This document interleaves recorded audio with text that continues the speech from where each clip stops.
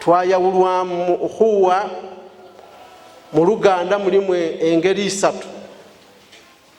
Oluganda olwa famire olw'ekika tinfuluma mu famire gundi, baba wange ni gundi, mama wange ni gundi, mutyo dada waife ni nankani, kyatambula kityo. Yabayo Oluganda olwa kubanga twena tuva mu Adamu nga tilwawire, n'Oluganda olusembayo n'Oluganda olw'okuba nti muba baluganda okusinziira ku baino nga bakwiziza mu bantu b'ovaamu. Kati okugeza nga boobona Oluganda olwalingawo ku bannabbi, Oluganda olwo nga Allah bwe yakuba nti wa ila Madiyan akhahum Shuaib, nti mu bantu b'e Madiyan nabatumamu muganda waabwe Swaibu. Olwo Luganda tilwali lwakuba nti Luganda lwa kika oba Luganda lwa mama ni baba, wabula Luganda lwakuba nti abantu abo Allah be yamutumamu era baavaamu. Nga nze bw'oyinza okuba oti baganda babeena masere, ti Luganda lwakuba nti baganda bange ba baba na mama be, aye lwakuba benvaamu. Nga bwe mpinza okuba idinda bankuba nti baganda bebe bujiri baidye, nga ti Luganda lwakuba nti ba baba na mama na ba dada, wabula abe bujiri benkola ki benvaamu. Enganda edo lidambiro ndiemeka esatu. Ayinza olwaleero nenze ino okusomesa ku Luganda olwa baba ni mama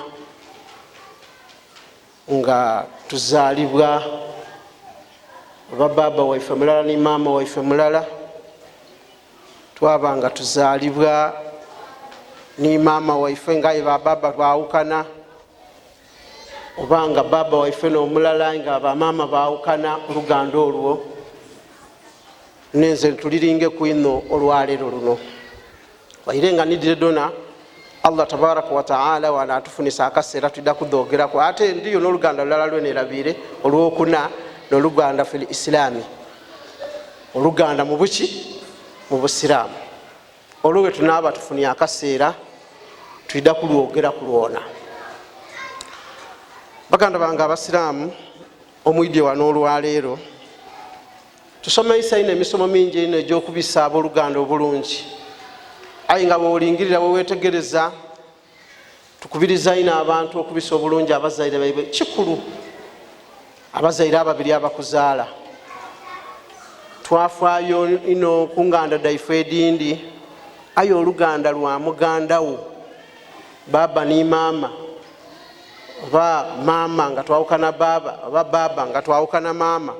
Oluganda olwo lwenenze twogereko olwaleero. Oluganda olwo baganda bange lukulu ino era lwetusaana okuboneka nti tuluwa awulawiya, yebutwandyese first priority oluvannyuma lw'abazaire baife ababiri, era lwakakata okuviirira ku weekitiibwa Nabi Muhammadi sallallahu alaihi wasallama, muganda wo ku mama wo, muganda wo ku baba wo, muganda wo ku baba wo ne ku mama wo. Era tulina ebitukakata ku bantu abo. Baganda baife, muganda wo oba mwanoko, bandikogera ku muganda wange nerabira mwanoko, muganda wo oba mwanoko alina ebikukakataku byosaana okubonekanga obimukolera oba ye byasaana okubanga abikukolera. Mu byo mulimu al ihsanu ilayhi wa talattuf fi ta'amul ma'ahu, okubanga omukolera obulungi n'okubanga oli mugema mpola munkolagana ni muganda wo, okubanga oli mugema mpola munkolagana yo ni muganda wo. Kubanga olwisi lwaki tukoba nti olina okuba omugema mpola, bibaamu olwisi ebiyinza okuba nga byenda okutoola mu mbeera ebita ng'omwana Adamu ng'omutonde, aye olina okuba omugema mpola. tulina ekyokubonera ku kinene ino kuweekitibwa nabi Muhammadin sallallahu alaihi wasallama, ate ng'ono yali mwani na kwibeere, kubanga olwo lwona luganda. Oyinza okuba nga oli mwana okoba muganda wo, aye nga baba waimwe ti mulala, mama waimwe ti mulala, aye nga mwayonga kwibeere litya irala. Okugeza mama ayinza okufuna accident yafa nga alesa akaana kato, yabonekawo omukazi mu kitundu nga yeena ayonsa, yakuba ati nze kanamba omwana oyo, oba mulenzi oba muwala. Omwana oyo bw'omala n'omwonsa aba afuuse wa kika ekyo, n'omwonsa n'akulira ku mabeere go, enonsa editaika gansi ga 10 aba amaze, abamanyi abandi bakoba 5 abandi bakoba 10, aba amaze okufuuka ow'ekika ekyo.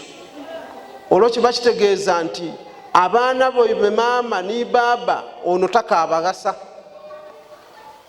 Owekitibwa nabi Muhammadi sallallahu alaihi wasallama nga bamaliriza okuyigulawo Makka mu lutalo olwayitibwa olwa Hunaini, nabbi bwe bamaliriza olutalo olwo lwali luzibu ino, lwazitowa, kubanga basahaba bajanga bangi, balowooza nti obungi bwabwe n'okujja okuba nga bubabisaawo era bagangula olutalo.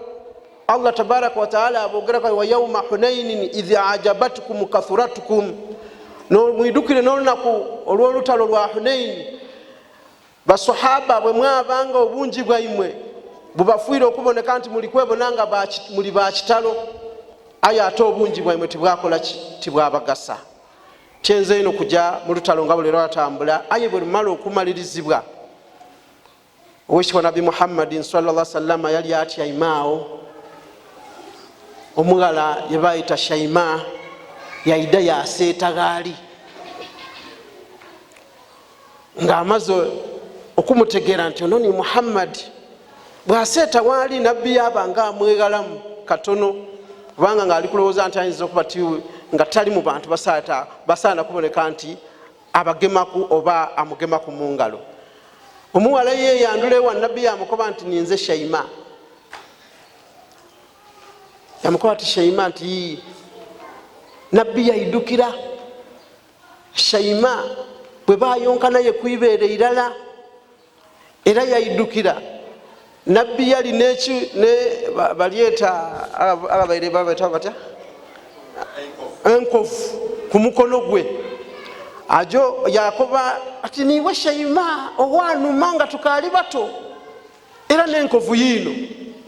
Shaima kaali kato nga tikakaidukira, aye nabbi nga akaidukira nti Shaima bwe baali bazaanazaana mu kuzaana okw'abaana abato nga bwekwidi, yamugwaku yamuluma, era nabbi yasigaza enkovu ku mukono. Nabbi yamusembeza, era mu kumusembeza kwe yamusembeza yatoola eisuuka lye yali mwalira, yamukoba nti Shaima tyamagana. Era we bamaliriza mu bintu owekitibwa nabi Muhammadin sallallahu alaihi wasallama ng'amaze okukakasa nti ono mwani na Shaima bati bwe balyonka, yamukoba nti mwani nazze empegaano kiriyoli, oyenda okusigala ninze ndakukubudaabuda, ndakukulabirira, tube ninze. Oikoba otya oyenda kuyirayo mu bantu bo, era ndakola ki, ndakulekula oje mu bantu bo. Shaima yakoba nabbi Muhammadin sallallahu alaihi wasallama nti anze kyenenda nendonde kulendireyo mu bantu bange. Shaima radiyallahu anha nabbi yamukoba nti ankulekuire. Bwe yamulekula tiyamulekula busa nti agolole bugolole, wabula yamuwa abaidu basatu abajja okumulabirira. Idukira nti abaidu mu lutalo bwe balwananga entalo nga babana abantu be bagambye, mu be bagamba mwali n'omwali abo abaidu nabbi baali kuwa mwani na Shaima oweibeere, mwani na kwibeere. Amukoba nti abo mbakuwaire bajje bakulabirire nga mu mirimu gyo. Kuba omwidu ye kyoyenda nekyomukozesa era azira buyinza kyaba nakyo kiba kikyo nga iwe mweneye obona obwitu era yamukoba nti era nkuwaire n'omuzaana yena wuuno yamuwaayo n'omuzaana era yena aja amulabirire ng'omuweereza we era tiyakoma ku ekyo yamuwaayo n'engamiya yanaatambuliraku n'okumukolera emirimu gye tiyakoma ku ekyo yamuwaayo n'embuzi ajayaye kubanga nabbi Muhammadi sallallahu alaihi wasallam yali musaada nga bwe mwamutegeera kuva mu buto bwe nga yali mwayi ndowooza obona oluganda lutyo bwe lusaana okubanga weebiseeri muganda wo oba mwanoko bw'otamulekerera busa okusinziira ku kyoli nakyo otyo bw'oli kugema baanoko era iwe bwena bw'oli kugema muganda wo oba muli kwebisanga bwe mwenda mu bintu ebikwakakataku eri muganda wo kiro ekisoso oba mukitegeire tukobye okwebisa obulungi n'okugema obulungi n'okuba omukwata mpola eri muganda wo ekyokubiri okumusabira owekitiibwa nabbi Musa alaihi salaamu yasabiranga ine muganda we Haruna yakuba nti rabbi ghfirli wa li akhi wa adkhilna fi rahmatika ai Allah nsaba onsaasire ni muganda wange era otungize mu kusaasirako muganda wo tomulekerera oyinza okuba nga ozira busobozi bwa sente bwakumuyamba muganda wo musabire mwanoko omusabire Allah subhanahu wa ta'ala amugazirize omusabire Allah subhanahu wa ta'ala amuwe ebirungi omusabire Allah tabaraka wa ta'ala amutebenkeze mu bulamu buno obwensi ng'abanga akaali kusiramuka omusabire Allah subhanahu wa ta'ala abenga amukola ki abenga amulungamya eri ediini eno ey'obusiraamu mu bintu ebyokusabira baganda bo nabbi Musa alaihi salaamu yasabira muganda we Haruna okutuusa bwe yamutuusa kubwa nabbi akuba nti wa akhi Haruna huwa afsahu minni lisanan fa arsilhu ma'iya rid an yusaddiqni inni akhafu an yukadhibun muganda wange Haruna ono ye kabiri mubalangafu era ebigambo bye byayogera bikola ki byatuka bulungi era bitegerekeka nsaba Allah subhanahu wa ta'ala ontume naye tujja tukola omulimu gwa da'awa ndobe kutuuka eyo ate nga ebigambo byange tibitegereka kuba Musa alayhi salaamu yali namu ekirimi ng'ebigambo bye ebindi tibifuluma buki bulungi kati yakuba nti Allah ntuma ni Musa ni Haruna ono yensuubira nti ganaaba ayogeire ebigambo bye binaategereka bulungi balobe kubanga abantu banimbisa ndowooza oli kubona Musa alayhi salaamu bw'atambula ne muganda we Haruna era Allah subhanahu wa ta'ala yamwanukula yamukoba nti kadi utiita su'ulaka ya Musa nti kyo ogereibwa okusabako owange iwe Musa asabira muganda we obwa nabbi era amuwolereza abenga nabbi ayeki luganda oluganda olukaali olutwaire nga lukulwino muganda wo mwanoko owa baba owa mama owa baba ni mama ekigambo ekyo nenda tukitwale nga kikulu ino mu bintu ebikakata kweri muganda wo oba mwanoko ataghafuru watasamuhu waltimasi aludhuri inda wuqu'i alkhata' min alakh ala akhihi au ukhtihi okuboneka nti osaba okusonyiibwa okuboneka nga oba mwikaikamu okuboneka nga osaba mwino muganda wo oba omukosiisa koti muna bibaire waye tusonigagane tubyerekereze. Kifaanana mu bino baganda bange, nga muganda wo muli awaayi nga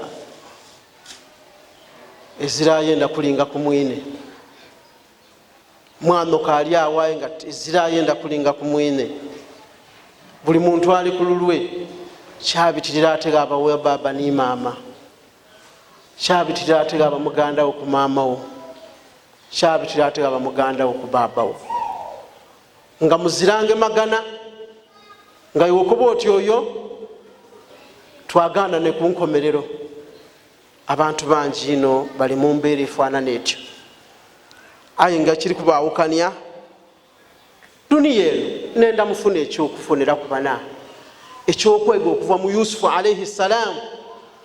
Yusufu alaihi salaamu ebyagwawo ku ye ni baganda be mubidi bulungi nti batuuka akaseera bamugema nga bali kubona mbu musukuli mu kwendebwa eri baba waabwe. Wakati ono be ekyamagezi kubanga tujja tumusuula mu nsulo mu kiina ekyali kisimiibwa nga bakisenamu amaati, bamusuula eyo.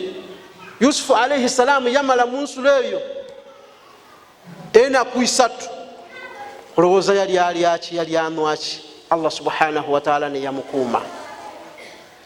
Aye ebitambula hagati ya Yusufu ni baganda be nga bamaze okwirayo beerizaliza bakuba baba waabwe nti tubaire tutambula twayangwiriza twaleka muganda waifwe omusege gwamulya. Aye ate twidinga baba toida kuyikiriza bigambo byaife, taida kubiikirizayo muli batuufu. Yusufu alaihi salaamu yalondebwa n'ababise nga bali kwenda ku maadhi ga kunwa. Ole bwe yasuula mu endobaati okutoolayo yatoolayo muvubuka, akaana akalungi akaboneka obulungi. Yusufu alaihi salaamu mu mbeera eyo baba nga bamutunze n'obusente obwali obutontono, bamutwala mu nsi y'e Misiri. Yayawukana ne baganda be ebbanga eryali eiganvu eino. Allah tabaraka wa ta'ala yamusaasira, bwe yajja yeyajja kabiri yona yafunirayo ebuzibu. Omukyala mu maka ge bamutaamu ole yamugula kabiri yamweyendeza. Yusufu alaihi salaamu yalwanagana n'omukyala yamulumukaku. Omukyala yakoba ati oyenda toyenda oyenda kutuukiriza. Okutuusa Yusufu bamubuuza nti ekimu ku bibiri, eikomera n'okusigala n'omukyala ali ku bisaato kindi kyobonako ekisinga bulungi? Yusufu yakoba nti eikomera n'erisinga bulungi yendi. Yajja kabiri mu ikomera aye nga abali kumuviirwaku ebyo byona byona ki? Baganda be bamusuire mu nankani mu lwina afuireyo, avuiremu bamutwaire wuuyo bamuguziiza omusaada kabiri omukazi amufuukire buzibu. Okutuusa Yusufu alaihi salaamu bwatwalibwa mu ikomera. Ndi kugibita emboozi eyo mu bumpimpi. Ebbanga lyali mu ikomera yabaayo ne be yali nabo. Allah yali yamuwa okuvuunula ebirooto, era ng'ekirooto ekyasooka bwe kyali ng'akobera baba we nti nabwe ina enduba n'omwezi n'emunyenye nga binvuunamira. Baba we n'amukoba ati atokobera baganda bo kigambo ekyo kubanga banaakiwulira baida kukulowoozaamu ekindi. Yusufu yasigala mu mbeera ey'okuvuunula ebirooto, era bw'amala okuba mu nibaine be yali nabo mu ikomera baalota bye baalota ebibabivuunulira. Okutuusa bwe yamala ebbanga bwe yamala kwaba babiri yakoba nti oida kusigalawo, yamukoba ati ayo oba ogiireyo ku luya ondidukiranga waabaiddusa nti ndi mu ikomera eno. Omusaadha kabiri baamala kubanga kabaka yeena yaloota bye yaloota. Amala okuloota bakati ono yaidukira kati eriyo omuvubuka yena leka mu ikomera eyo naidde okuvuunula endooto. Memale kabiri Yusufu ave mu ikomera nga bamuleese kuvuunula ndooto yaki ya musaadha oyo kabaka ow'e Misiri. Mu kaseera ako Yusufu ava mu ikomera. Ebyali hagati awo baganda be kabiri bwe baavanga eri ye baava nga baida eno Yusufu yali ng'olwo amaze okuzibwa ni kabaka yasooka kuba muntu wakunankani kuigwanika nga kunankani ku sitowa nga nalabirira ebyokutunda ebyamaguzi ebinjira ebifuluma. Allah tabaraka wa taala mwe yamutoola yamufuula ki kabiri nga ni kabaka yaira mu kifo kya mukamawe. Yusufu alayhi salam baganda be baidira nga benda kabiri kuidha kugula byakulya batwale waabwe endala yagwa eyo Yusufu yaje okubonera ati ngaba na baganda be wamala okubabona ye yabategera ebo nga tibakamwidukira oidi omwana omuto ye achuka aya ate omukulu takola ki tachuka kasi era omuto buti ali kumbona yali kuntegeera ino ayenze ndi mwagana nga afuuse kuba guvubuka gusaada nga nkali wallah akampaira obuwangazi ntusa mu jenkaaga ndi batika amutegeera ye nga akola ki antegeera. Yusufu yali nga kubaganda be yabategeera kuba baali bakulu be. Mu kyafaayo ekyo Yusufu alayhi salam bwamala okubona baganda be ebyatambulawo byali bingi okutuusa we yabakoba mukasera mubiseera nti ayi mundidi pakati yakoba ati nze ninze Yusufu ate ono ni muganda wange Binyamini yali yona amutwaireyo mu ngeri ye era nga akozeisa beena abo bano kyababitirirako bagwa wansi bemene basabe muganda waabwe abakoleki abasoniye. Yusufu yabakuba nti la tathriba alaykum alyawma yaghfiru Allahu lakum wa huwa arhamur rahimin, nti muzira nsonga era muzira musango olwaleero Allah ajja kubasoniya abasoniye Allah subhanahu wa ta'ala kuba Allah subhanahu wa ta'ala n'omusaasizi asinga abasaasizi bona bona. Aye wewetegereza Yusufu alayhi salam bwe batambula ebyafaayo ekyo singa oba ogire wairayo wakisoma mu surati Yusufu wetegereza bulungi Yusufu alayhi salam ni baganda be bamubisaamu yandibaira abasoniya era abakoba nti muzira musango oluno oluganda baali baganda be ku baba we ono Binyamini ne yali muganda we baba ne ku mama. Ayo bona bona yabakuba nti mbasoniye era Allah subhanahu wa ta'ala atuka yabogeraku yakoba nti laqad kana fi Yusufa wa ikhwatihi ayatul lisailin. Mazima Yusufu ni baganda be bali mu ekyendawulo ekiraga nti twena ife abaliwo tufunenge ekyokwega bali mu ekyokwega kinene ino eri abantu ababuuza oba abatuuka ku ebizibu ng'ebyo eba bibatuuseeko wakati gaabwe n'oluganda. Muganda wo kigambo kikulu ino, olina okubanga omusoniya kubanga singa Yusufu alayhi salam tiyalisoniye baganda be kubanga baali bamwendeza kufa. Omuntu awine kuncho nakwendeza okufa toyinza kumwenda. Aye Yusufu alayhi salam baganda babamwendeza okufa bwe yababonaku nga bayidyere yabaga okuboneka yabafaku ino yabaga ebirowoozo akalala n'okuba nga aidi kye bamukola era yatandika okubongezaamu mu bipimo olw'okuba nti aidi nti ni baganda be. Era olunaku munaku yabakuba nti mutwalire baba waimwe ekanzu eno era baba wabwe bwamala okuwulira gamba yawuniza olusu lwa mutabani we ng'ekanzu etuuse yakuba nti ninganga ali kufuna ebirowoozo bya mutabani wange Yusufu. Abaana bamugaa ti baba be ebigambo kuba baali tibayidinga oleni Yusufu. Ayo n'okuba nti Yakubu yali nabbi wa Allah subhanahu wa ta'ala. Allah yajanga amulaga ebiraga nga omwana we aliyo era nga lunakumuna kuba lyaganana. Yusufu alaihi salaamu ate bwe yeebisa eri baganda be, nenda tufuna ekyokwega mu bantu abo abatukulembera. Omuntu ayinza okulowooza mu bulamu bwensi buno nti ebiba bigwirewo wakati yaabwe n'abooluganda bibaawukanye babe nga tibakagemagana, era yatuuka n'okuba nti nze oyo muganda wange tulyagaana n'emagombe. Nenda okutegeeza nti ebyo tibigasa. Omuntu yeena ayunga oluganda alina okuboneka nti ekibi omwine kyamukoze yakyolekera na kirungi. Muganda we wakukola ekibi, omuyunzi w'oluganda omwolekeza kirungi. Abaluganda bagwiremu ebizibu ebitali byanamunandala. Ayo nenda okutegeeza nti omulungi mu booluganda ni muganda we akuza ekibi, iwe wamwolekeza kirungi. Bw'abanga asazeewo kukwekutulaku, iwe wakuba oti be tulina okuba nga twegaita.